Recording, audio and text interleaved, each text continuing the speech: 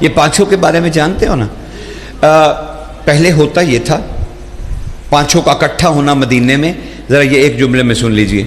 پہلے ہوتا یہ تھا کہ زمین پر جو معصوم تھے نا وہ تبلیغ کرتے، لوگ پتھر مارتے، جیسے حضرت نوح علیہ الصلوۃ والسلام پتھر مارتے.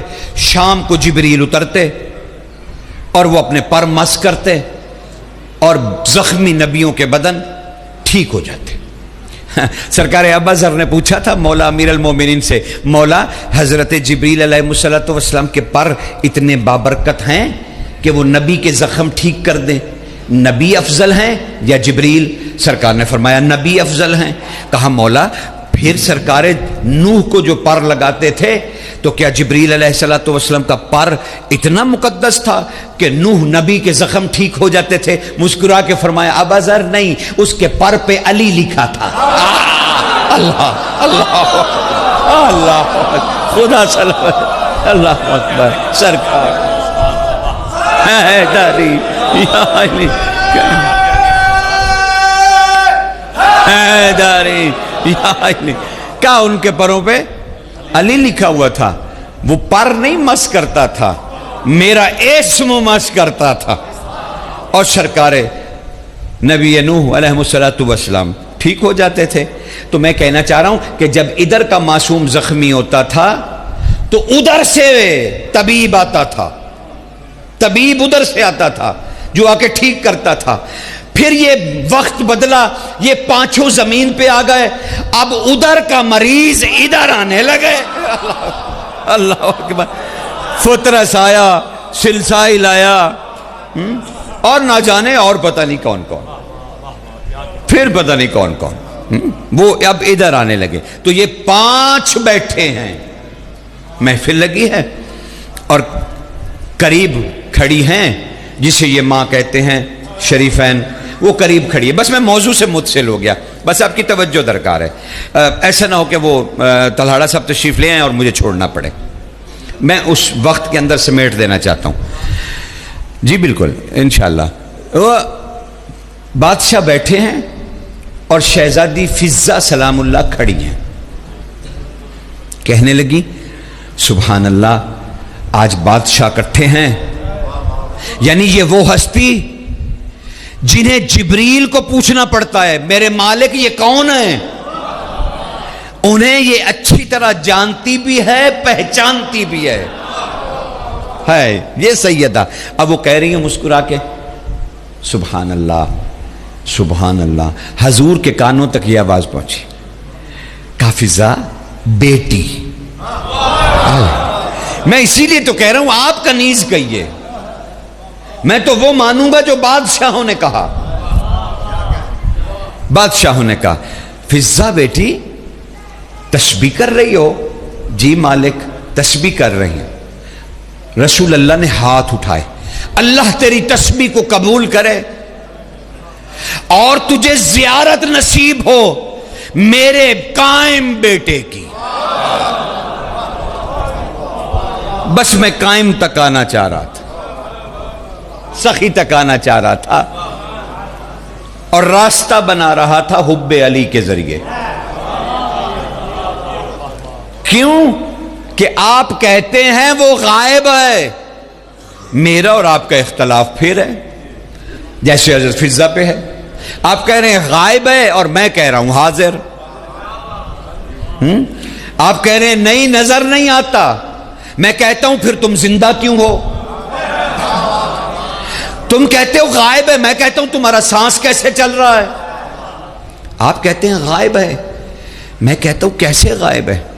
اچھا چلیے ایک بونڈی سی مثال ہمیشہ ہر مجلس میں دیتا ہوں، اور شاید میرے جو اسٹوڈنٹس بچے ہیں ان کو سمجھ آ جائے، بڑوں کے سامنے تو خیر کیا کہنا.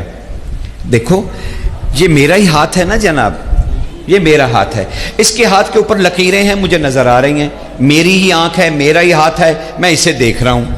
اور جب میں اسے دیکھتا چلا جاؤں اور اسے اپنے قریب کرتا جاؤں اپنی آنکھ کے، اور اچانک میں اسے اپنی آنکھ پر رکھ دوں، لیجئے میری ہی آنکھ تھی، میرا ہی ہاتھ تھا، اب مجھے ہی نظر نہیں آ رہا. تو اب میں کیا کہوں، میرا ہاتھ غائب ہو گیا ہے. یہ ہاتھ صرف میری آنکھ تک پہنچا، اتنی قربت، صرف اتنی قربت، اور میرے ہاتھ کی ہتھیلی میری آنکھ سے غائب ہو گئی، مجھے پتہ ہی نہیں اس پہ کیا ہے۔ تو جو شہ رگ سے بھی زیادہ قریب ہو وہ نظر نہیں آتا، غائب نہیں ہے، صرف تو اسے اپنے اندر محسوس تو کرو، اسے محسوس تو کرو، وہ غائب نہیں ہے، تمہارے ہر سوال کا جواب دے گا، کیونکہ امام وقت پہ واجب ہے کہ جب امت سوال کرے تو وہ جواب دے۔ میں جب بہت تھک جاتا ہوں نا تو میں کہتا ہوں تمہارے اندر مسند لگی ہے صاحب العصر کی، اسی سے کیوں نہیں پوچھ لیتے علی کہاں کہاں واجب ہے، کہاں کہاں نہیں؟ اے اللہ، اللہ اکبر، پوچھو نا اپنے صاحب سے، کیوں پریشان ہو؟ اپنے صاحب سے رجوع تو کرو۔ خود صاحب کا بھی فرمان ہے، حسین بن رو، ان سے کہو رات جب سونے لگیں تو جب کروٹ بدلتے ہیں انہیں کہو مجھ سے تو باتیں کر لیا کریں۔ یہ تمہارے امام کا قول ہے کہ جب پہلو بدلتے ہو تو مجھ سے تو باتیں کر لیا کرو۔ کاش ہم اس اصول پہ کاربند ہو جاتے کہ سونے سے پہلے بادشاہ سے باتیں بھی کرنی ہیں، کوئی دکھ درد بیان کیا ہوتا، کچھ تو کہا ہوتا اپنے وقت کے امام سے، لیکن شومی قسمت، ٹی وی دیکھ کے تھکے ہوتے ہیں، نیٹ وغیرہ دیکھ کے بچے تھکے سب سو جاتے ہیں، امام منتظر رہتے ہیں کہ باتیں کریں گے۔ بس اس محفل میں سرکار نے کہہ دیا تجھے قائم کی زیارت نصیب ہو، اور سرکار فضا دو زانو ہو کے بیٹھ گئی، کہنے لگی مالک یہ کون ہے قائم، یہ القائم کون ہے؟ تو سرکار نے مسکرا کے فرمایا میرا بیٹا، میرا بیٹا۔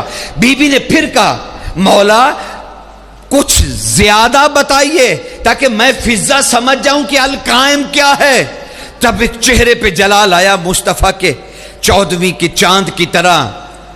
میں تو مثالیں یہ دیا نہیں کرتا، روایت میں لکھا تھا کہ جناب 14ویں کے چاند کی طرح چہرہ سرکار کا نور سے بھر گیا، اور کہنے لگے فضا القائم میں ہوں، میں ہوں، میں القائم میں ہوں۔ بی بی کہنے لگی اچھا مالک القائم آپ ہیں، اس وقت آپ ہوں گے؟ فرمایا ہاں۔ پھر امیر کی طرف مڑی، مولا اگر یہ ختمی مرتبت ہیں تو آپ ہوں گے؟ کہا ہاں۔ سیدہ کی طرف مڑے، کہنے لگے شہزادی آپ ہوں گی؟ کہا ہاں۔